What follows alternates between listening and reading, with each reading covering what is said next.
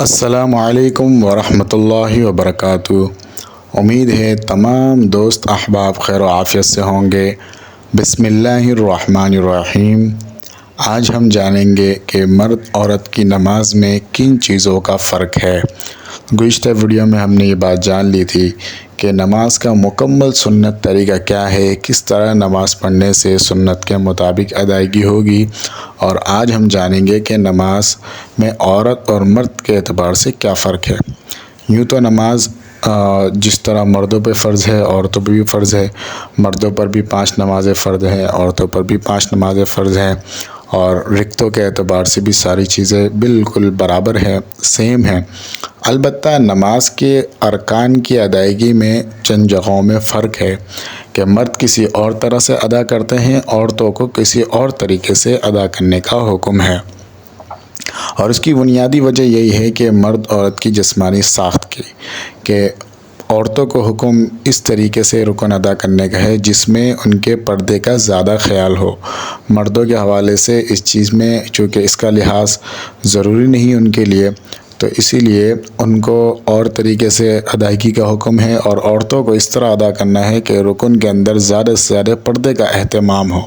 تو اس لیے ہم جانیں گے کہ کون کون سی جگہ ہے جہاں مرد عورت کی نماز کے اعتبار سے فرق ہے۔ تو سب سے پہلے ہے تکبیر تحریمہ۔ تکبیر تحریمہ کہتے ہوئے مردوں کو حکم ہے کہ تکبیر تحریمہ کے وقت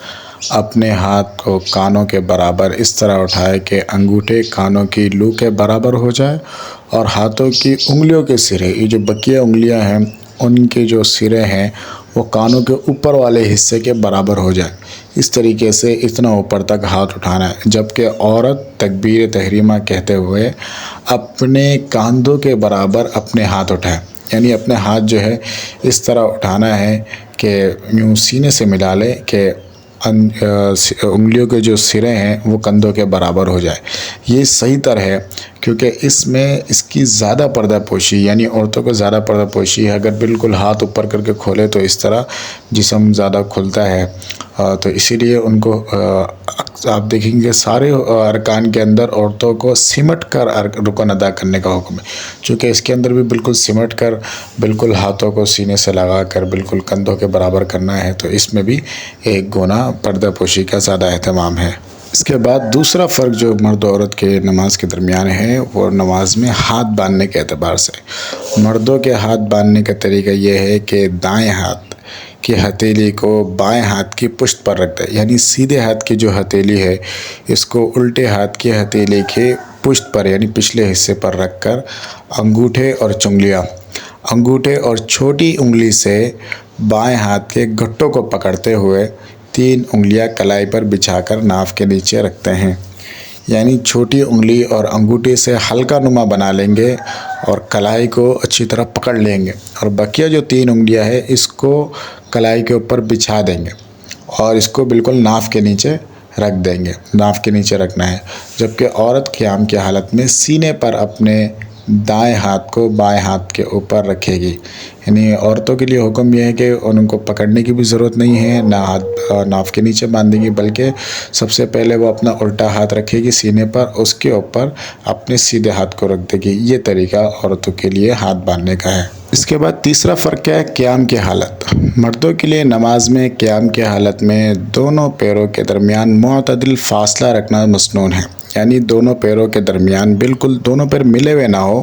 پیروں کے درمیان مناسب فاصلہ ہو۔ علماء کرام نے لکھا ہے کہ 4 انگلیوں کا فاصلہ ہو سکتا ہے، زیادہ سے زیادہ 1 بالش کا فاصلہ ہو سکتا ہے،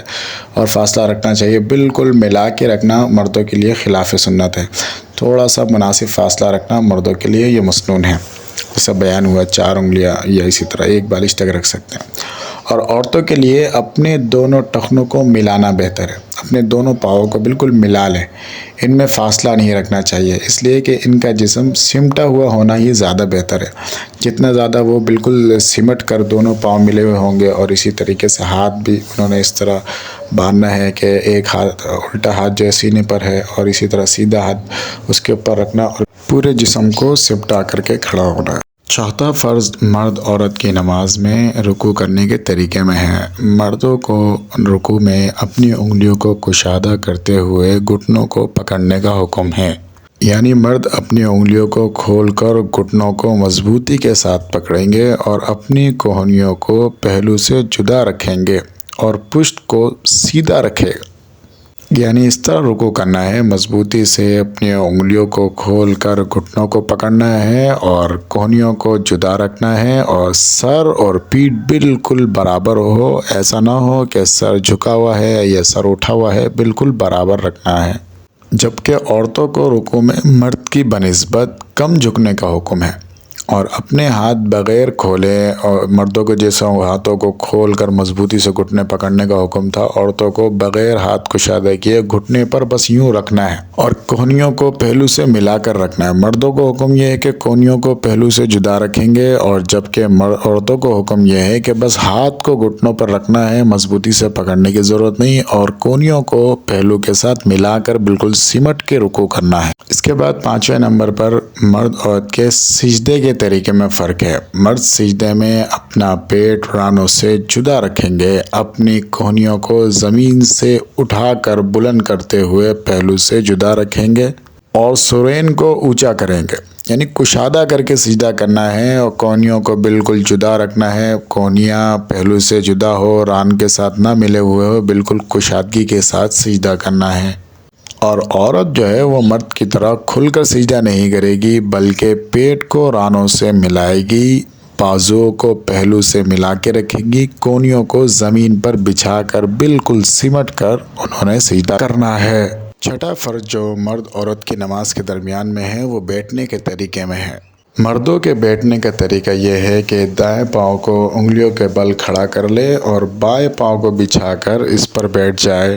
جبکہ عورت کے بیٹھنے کا طریقہ یہ ہے کہ دونوں پاؤں دائیں جانب نکال کر سرین کے بل اس طرح بیٹھے کہ دائیں ران بائیں ران کے ساتھ بالکل ملا دے۔ 7واں فرق مرد عورت کی نماز کے اعتبار سے وہ قرأت میں ہے۔ مردوں کے لیے دن کی نماز میں آہستہ اور اس کے علاوہ مغرب، عشاء، فجر وغیرہ میں بلند آواز سے قرأت کرنا ہے۔ دن کی نماز سے مراد ظہر اور عصر، اور رات کی نمازیں جیسے مغرب، عشاء، فجر اور اسی طرح جمعے کی نماز ہے یا عید کی نماز ہے، ان تمام میں مردوں کے لیے جب جماعت کے ساتھ نماز پڑھ رہے ہو تو بلند آواز سے قرأت کا حکم ہے، جبکہ عورت کے لیے ہر نماز سری ہو یا جہری، آہستہ پڑھی جانے والی نماز ہو یا زور سے پڑھی جانے والی، ظہر، عصر ہو یا مغرب، عشاء، فجر ہو، ہر نماز میں قرأت آہستہ ہی سے کرے گی، چاہے اکیلی ہو یا ساتھ میں نماز پڑھنے کے دوران کوئی محرم موجود ہو یا نہ ہو، اکیلی نماز پڑھ رہی ہو تو اس صورت میں ہر صورت میں قرأت آہستہ ہی پڑھنے کا حکم ہے۔ اس کے بعد 8واں فرق عورت اور مرد کی نماز میں جماعت کے اعتبار سے مردوں کو جماعت کے ساتھ نماز پڑھنے کا حکم ہے، اور عورتوں کے لیے یہی حکم ہے کہ عورت گھر کے اندر تنہا اور ایسے مقام پہ نماز پڑھے جو کہ سب سے زیادہ پوشیدہ ہو۔ فتنے کی وجہ سے حضرت عمر رضی اللہ تعالیٰ عنہ کے دور ہی میں عورتوں کو مسجد میں جا کر نماز پڑھنے کے اوپر پابندی لگا دی گئی تھی۔ امی عائشہ رضی اللہ تعالیٰ عنہ نے خود ہی بیان فرمایا کہ اس دور میں اگر رسول اللہ صلی اللہ علیہ وسلم ہوتے تو منع فرما دیتے۔ اب جب حضرت عمر رضی اللہ تعالیٰ عنہ کے دور کی صورتحال یہ تھی، اسی وقت فتنے کا دور قرار دیا گیا ہے، اور مسجد میں عورتوں کے آنے کی وجہ سے فتنہ ہو سکتا ہے اور بہت ساری چیزیں جو ہے وہ خرابی کی طرف جا سکتی ہے۔ جب پابندی لگا، اس لیے عورتوں کو عید کی نماز کے لیے ہو یا تراویح کی نماز کے لیے ہو یا جمعے کی نماز کے لیے ہو، بہرحال ان تمام نمازوں میں اپنے ہی گھر میں پڑھنے کا حکم ہے، اور گھر میں بھی ایسی جگہ پڑھنے کا حکم ہے کہ جہاں پوشیدگی ہو اور ایسا کمرہ ہو جہاں ہر کسی کی نظر نہ جاتی ہو۔ رسول اللہ صلی اللہ علیہ وسلم نے اپنے دور میں ہی، جب رسول اللہ صلی اللہ علیہ وسلم خود امامت فرمایا کرتے تھے، اس وقت بھی خاتون جب ان کے پاس آئی تو ان کو یہی حکم دیا کہ اپنے گھر میں نماز پڑھو، گھر کی مسجد میں پڑھو، یعنی جس جگہ نماز کے لیے جو جگہ بنائی گئی ہے وہاں نماز پڑھو، اور نماز کے لیے بھی ایسی جگہ مختص کرو جو گھر میں سب سے زیادہ پوشیدہ ہو، چھپی ہوئی جگہ ہو، اس کو بناؤ۔ یعنی عورتوں کے لیے سب سے زیادہ